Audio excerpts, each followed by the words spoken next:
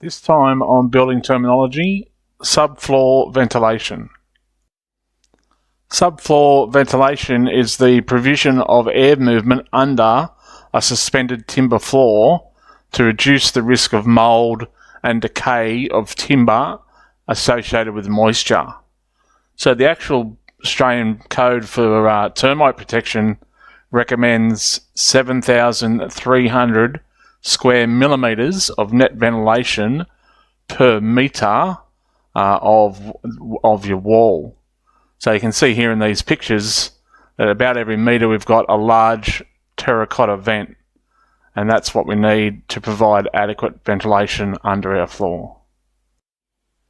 If you like this video, please hit the like button and subscribe to my YouTube channel. And you can also follow me on Facebook.